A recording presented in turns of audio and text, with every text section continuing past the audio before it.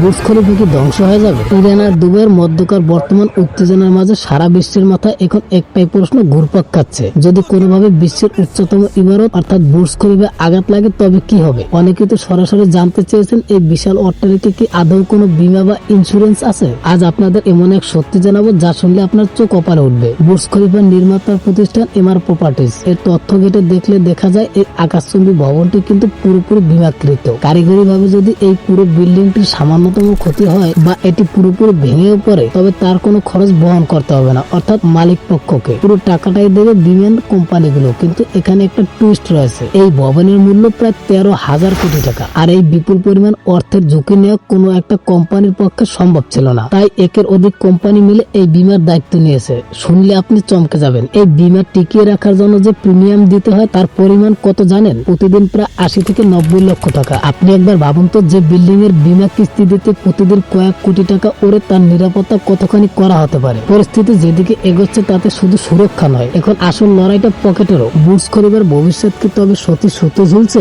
নাকি এই বীমাই একে রক্ষা করবে শেষ পর্যন্ত? আপনার কি মনে হয়? কমেন্টে আপনার মতামত জানান। আর এরকমের ইন্টারেস্টিং ভিডিও পেতে চ্যানেলটি সাবস্ক্রাইব করতে ভুলবেন না।